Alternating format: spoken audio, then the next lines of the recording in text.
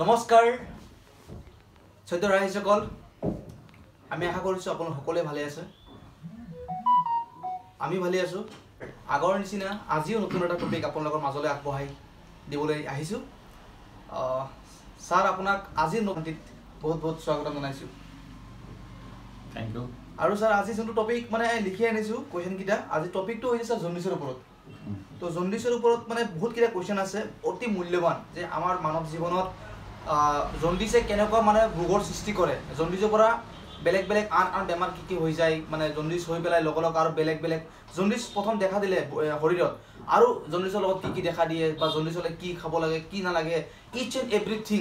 আজি আমি এই ভিডিঅ'টোত আমি কোৱেশ্চন লিখি আনিছো প্ৰশ্নবোৰ লিখি আনিছো আমি ডক্টৰ অতুল চন্দ্ৰ ডেকা স্যাৰ আজি আছে মোৰ সৈতে আকৌ উপস্থিত তো স্যাৰক বহুত বহুত স্বাগতম জনাইছো যে বেক টু বেক আমাক ৰাইজৰ হকে ইমান ধুনীয়াকে ইম্পৰ্টেণ্ট টপিক দি আছে আমাক ৰাইজৰ সুবিধাৰ কাৰণে ৰাইজৰ সদায় সহায় হৈ আছে আৰু বহুত মানুহে বহুত ৰাইজসকলে কৈছে যে ভাল হৈছে যে এনেকুৱা টপিক আৰু লাগে আমাক তো সেই ভিত্তিতে আজি আকৌ আমি এটা অতি মূল্যৱান আমাৰ চলি থকা মানৱ জীৱনত এটা গুৰুত্বপূৰ্ণ এটা ৰোগৰ সেইটো নাম হৈছে জন্ডিছ আৰু সেই জন্ডিছৰ বিষয়ে আজি আমি কেইটামান প্ৰশ্ন লিখি আনিছো আৰু আজি ছাৰৰ পৰা সুধিম স্যাৰ যাতে মই আশা কৰিছো পোনপটীয়াভাৱে উত্তৰ দিয়ে সহজ সৰল ভাষাত স্যাৰ সুধো নেকি ওকে স্যাৰ প্ৰথম মোৰ প্ৰশ্নটো হৈছে আমাৰ সামাজিক জীৱনত দেখা দিয়া এবিধ বেমাৰ হ'ল জন্ডিছ আপুনি কি কয় এই বিষয়ে প্ৰথম কোৱেশ্চন স্যাৰ হয় তুমি কোৱাৰ দৰে জন্ডিছ এটা ৰোগ নহয় বা এটা বেমাৰ নহয় ই মানৱ শৰীৰত থকা লিভাৰৰ ৰোগৰ পৰা সৃষ্টি হোৱা এটা উপসৰ্গ বা লক্ষণে আপুনি গম পালে যে মোৰ প্ৰথম প্ৰশ্নটো আছিলে আমাৰ সামাজিক জীৱনত দেখা দিয়া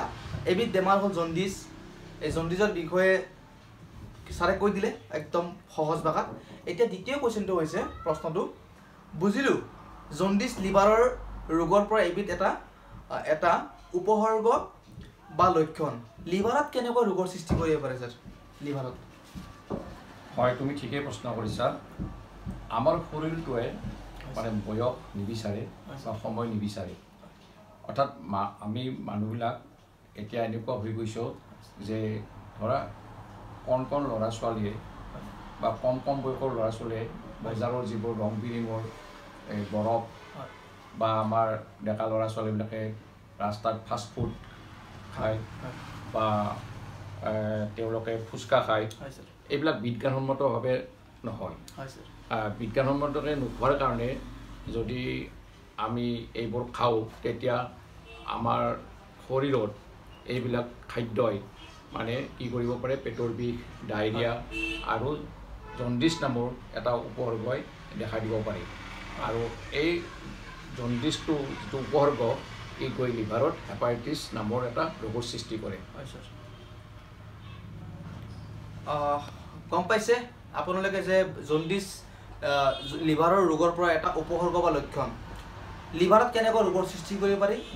আপোনালোকে চাগে ইতিমধ্যে বুজি পাই গৈছে ছাৰে একদম সহজ ভাষাত কৈছে কথাখিনি এই হেপাটাইটিছ ৰোগৰ কিবা ভাগ আছে নেকি ছাৰ যোনটো আপুনি এইমাত্ৰ ক'লে হয় আমি দুই ভাগত ভাগ কৰিব পাৰোঁ এই হেপাটাইটিছ এটা হ'ল ইনফেক্টিভ আৰু এটা হ'ল নন ইনফেক্টিভ হয় ছাৰ অ'কে হেপাটাইটিছ দুটা ভাগত ভাগ কৰি পাৰিছে ন এটা হ'ল ইনফেক্টিভ এটা হ'ল নন ইনফেক্টিভ অ'কে গম পালে এতিয়া আপোনালোকে এতিয়া ছাৰ দ্বিতীয় কুৱেশ্যনটো হৈছে লিভাৰত হেপাটাইটিছ ৰোগ কি ভাইৰাছৰ সৃষ্টি কৰিব পাৰি যি ভাইৰাছে লিভাৰত হেপাটাইটিছ ৰোগৰ সৃষ্টি কৰে তাক জেনেৰেলি আমি 5টা ভাগত ভাগ কৰিব পাৰোঁ হয় ছাৰ এটা হ'ল হেপাটাইটিছ এ হয় হেপাটাইটিছ বি হয় ছাৰ হেপাটাইটিছ চি হয় আৰু হেপাটাইটিছ ডি আৰু হেপাটাইটিছ ই হয় ছাৰ এই 5টা ভাগত ভাগ কৰিব পাৰোঁ হয় লিভাৰৰ হেপাটাইটিছ ৰোগে কি ভাইৰাছৰ সৃষ্টি কৰিব পাৰে আপোনালোকে গম পাইছে কেইটা ভাগত 5টা ভাগত ছাৰ ন 5টা ভাগত ভাগ কৰিব পাৰি তে গম পাই গৈছে এতিয়া স্যাৰ কোনটো ভাইৰাছে মানৱ শৰীৰত লিভাৰত কিদৰে প্ৰভাৱ বিস্তাৰ কৰে হয় হেপাটাইটিছ এ কৰে এই ভাইৰাছটো মহামাৰী ৰূপ ধাৰণ কৰিব পাৰে যদিও লিভাৰৰ কোনো ক্ষতি নকৰে হয় ছাৰ ই মাৰাত্মক নহয় হয় ছাৰ এই ভাইৰাছ সংক্ৰমণ হয় দূষিত পানী মল মূত্ৰ আৰু থু এগাৰৰ পৰা হয় ছাৰ হেপাটাইটিছ বি হয় ছাৰ ই মানৱ শৰীৰত লিভাৰত মাৰাত্মক ৰূপ ধাৰণ কৰে হয় স্যাৰ হেপাটাইটিছ বি আক্ৰান্ত মানুহৰ ৰোগৰ তেজ যদি সুস্থ মানুহৰ শৰীৰত তেজত যদি যায় তেতিয়াহ'লেও এই মানুহজন এই হেপাটাইটিছ বিৰ দ্বাৰা আক্ৰান্ত হ'ব পাৰে আকৌ গৰ্ভৱতী মহিলা এই ৰোগত যদি আক্ৰান্ত হয় তেওঁৰ যদি সন্তান প্ৰসৱ কৰে তেওঁৰো এই ৰোগ হ'ব পাৰে শাৰীৰিক সংযোগৰ ফলতো হেপাটাইটিছ বি ভাইৰাছ সংক্ৰমণ ঘটাব পাৰে থুক এগাৰত এই ৰোগৰ সংক্ৰমণ হ'ব পাৰে এই ৰোগত কোনো পুৰুষে যদি বীৰ্য বা নাৰীৰ স্ৰাৱজাতীয় দেহৰ পৰা নিৰ্গত হয় সেই ৰোগৰ জৰিয়তে এই ৰোগ সংক্ৰমণ হ'ব পাৰে সমগামী বা বহুজনৰ লগত যদি যৌন সম্পৰ্ক স্থাপন কৰে তেনেহ'লে ইয়াৰ পৰা ভাইৰাছটো সংক্ৰমণ হ'ব পাৰে হেপাটাইটিছ চি এই ভাইৰাছটো বিৰ দৰে যৌন সম্পৰ্ক আৰু ই যৌন সম্পৰ্কৰ জৰিয়তে হ'ব পাৰে হেপাটাইটিছ ডি বা ডেল্টা ভাইৰাছ এই ভাইৰাছে লিভাৰত নিজে নিজে ৰোগ সৃষ্টি কৰিব পাৰে আনকি লিভাৰত ই বহুতো ক্ষতিসাধন কৰিব পাৰে হেপাটাইটিছ ই মহামাৰী ৰূপ ধাৰণ কৰে দূষিত পানীৰ পৰা এই বেমাৰৰ ভাইৰাছ সংক্ৰমণ ঘটে ই যদিও খুব মাৰাত্মক নহয় তথাপি গৰ্ভৱতী মহিলাৰ শতকৰা 10% মৃত্যুমুখত পৰে গম পাইছে ছাৰ মোৰ প্ৰশ্নটো আছিলে জণ্ডিছৰ লক্ষণ কি হ'ব পাৰে হয়নে ছাৰ একদম সহজ সৰল ভাষাত ছাৰে আপোনালোকক বুজাই কোনটো ভাইৰাছে মানৱ শৰীৰত লিভাৰত কেনেদৰে ৰোগৰ সৃষ্টি কৰিব পাৰে বা প্ৰভাৱ বিস্তাৰ কৰিব পাৰে একদম বুজি পালোঁ সকলোৱে এতিয়া মোৰ নেক্সট কুৱেশ্যনটো হৈছে স্যাৰ জণ্ডিছৰ লক্ষণ কি হ'ব পাৰে জণ্ডিছৰ লক্ষণ সাধাৰণ জ্বৰৰ পৰা পানী লগা জ্বৰ হ'ব পাৰে অপক লাগিব পাৰে বমি হ'ব পাৰে ভাগৰ লাগিব পাৰে পেচাব হালধীয়া হ'ব পাৰে চকু নখ ছালৰ হালধীয়া হ'ব পেট আৰু লিভাৰ ফুলি যাব গাঁঠিৰ বিষ হ'ব ছালৰ খুজতি হ'ব পেচাবৰ লগতে তোমাৰ এলবুমিন যাব ডায়েৰিয়া হ'ব তো গম পালে জণ্ডিছৰ লক্ষণসমূহ বহুতকেইটা লক্ষণ আছে জণ্ডিছৰ আমি ইতিমধ্যে গম পাইছোঁ এতিয়া জণ্ডিছ ছাৰ এতিয়া মেইন মানে ইম্পৰ্টেণ্ট আমাৰ আটাইতকৈ মূল্যৱান প্ৰশ্নটো হৈছে ছাৰ মোৰ যে জণ্ডিছত কি খাদ্য খোৱা উচিত ছাৰ জণ্ডিছত জেনেৰেলি কাৰ্বহাইড্ৰেটযুক্ত খাদ্য খাব লাগে কাৰ্বহাইড্ৰেটযুক্ত খাদ্য কুঁহিয়াৰ ৰসৰ পৰা পায় আঙুৰৰ ৰসৰ পৰা পায় কৰ্দৈৰ পৰা পায় গ্লুক'জ পানীৰ পৰা পায় আৰু নাৰিকলৰ পানীৰ পৰা পায় এইবোৰ খাব লাগে গম পালে জণ্ডিছ হ'লে কি খাদ্য খাব লাগে এতিয়া মোৰ ইয়াৰ পিছৰ কুৱেশ্যনটো হৈছে ছাৰ জণ্ডিছৰ কিবা চিকিৎসা আছে নেকি জণ্ডিছৰ চিকিৎসা যেহেতু এই ভাইৰাছজনিত জণ্ডিছ গতিকে ইয়াৰ চিকিৎসা বুলি ক'লে ই আচলতে নিজে নিজে এটা নিৰ্দিষ্ট সময়ৰ ব্যৱধানত ই আৰোগ্য পায় কোনো জটিলতা নাথাকিলে ৰোগৰ কোনো চিকিৎসাৰ প্ৰয়োজন নাই সাধাৰণতে 2 সপ্তাহৰ পৰা 2 মাহলৈ ৰোগীজনক টেষ্ট দিব লাগে জিৰণি ল'ব লাগে প্ৰচুৰ পৰিমাণৰ কেলৰিযুক্ত খাদ্য খাব লাগে আজিকালি ভেকচিনেশ্যনৰ ব্যৱস্থা আছে প্ৰথম ভেকচিনটো ইয়াৰ এবছৰৰ পিছত দ্বিতীয় ভেকচিনটো দিব লাগে তো আজি জণ্ডিছৰ বিষয়ে আমি বহুকেইটা মূল্যৱান প্ৰশ্ন আপোনালোকৰ বাবে লিখি আনিছিলোঁ ছাৰৰ ওচৰত আপোনালোকক ছাৰে যিমানখিনি পাৰে জনাই আছে অতি মূল্যৱান প্ৰশ্নবোৰ আশা কৰিছোঁ সকলোৱে বুজি পাইছে আৰু ভাল পাই আছে তো ছাৰ শেষত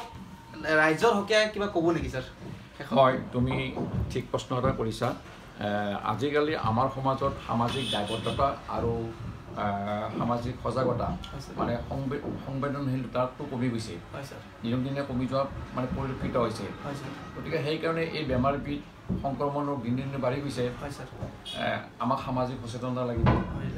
ধৰক বিশুদ্ধ পানী খাব লাগিব কমেও 60 ডিগ্ৰী চেণ্টিগ্ৰেডত পানী উতলাই মানে ফিল্টাৰত ৰাখি খাব লাগিব ৰন্ধা বঢ়া কৰাৰ আগতে বা শৌচ পেচাব কৰাৰ পাছত হাত মুখ ভালদৰে চাবোনেৰে ধুব লাগিব শাক পাচলি ফল মূল এইবিলাক গৰম পানীত দি খাব লাগিব ইনজেকশ্যন দিয়াৰ সময়ত আৰু টেষ্ট পৰীক্ষা কৰাৰ সময়ত ডিছপ'জেল চিঞ্জ ব্যৱহাৰ কৰিব লাগিব এইটো মেইন কথা আৰু যৌন সম্পৰ্ক স্থাপন কৰোঁতে অতি সাৱধানী যদি কথা মানি চলে সচেতনতা অৱলম্বন কৰে তেতিয়াহ'লে নিশ্চয় এই বেমাৰৰ পৰা হাত সাৰিব থাকিব পাৰিব তো ইতিমধ্যে আপোনালোকে গম পাইছে যে মোৰ হাতৰ প্ৰশ্নকেইটা আজি এইকেইটা প্ৰশ্ন বহুত মূল্যৱান প্ৰশ্ন মই ভাবিছোঁ আৰু মই লিখি আনিছোঁ যদি আপোনালোকে এই প্ৰশ্নকেইটাৰ উত্তৰ আপোনালোকে বুজি পাইছে ছাৰে একদম সহজ সৰল ভাষাত আপোনালোকক বুজাবলৈ চেষ্টা কৰিছে মানে কি ক'ম আৰু ইমানখিনি যে কুৱেশ্যন ইমান ধুনীয়াকৈ একদম সহজ সৰল ভাষাত আমি বুজি পোৱাকৈ ছাৰে যে কৈছে খুব মানে সুখী হৈছোঁ আনন্দিত হৈছোঁ মই লগতে আপোনালোকেও হৈছে চাগে আশা কৰিছোঁ তো ছাৰক বহুত বহুত ধন্যবাদ জ্ঞাপন কৰিছোঁ যে বেক টু বেক ইম্পৰ্টেণ্ট বেমাৰৰ বিষয়ে আপোনালোকক সজাগতামূলক সৃষ্টি ভিডিঅ'ৰ মাধ্যমেদি আপোনালোকক সজাগতামূলক কৰি আছে আশা কৰিছোঁ সকলোৱে ভাল পাই আছে আৰু ছাৰ আপোনাৰ ফালৰ পৰা কৈ দিওঁ নেকি যে ছাৰৰ নতুন চেনেল এটা খুলিছে ইউটিউব চেনেল এটা খুলিছে ডক্টৰ অতুল ডেকা চেনেল বুলি খুলিছে ইউটিউবত আৰু ফেচবুক পেজ এটা খুলিছে আপোনালোকে সকলোৱে যাওক আৰু ভিডিঅ'টো শ্বেয়াৰ কৰক যাতে ৰাইজৰ সুবিধা হয় যাতে ৰাইজে ভিডিঅ'বোৰ চাই বেমাৰ আজাৰৰ বিষয়ে জানি অলপ যাতে হাত খালি থাকিব পাৰে বেমাৰ আজাৰৰ পৰা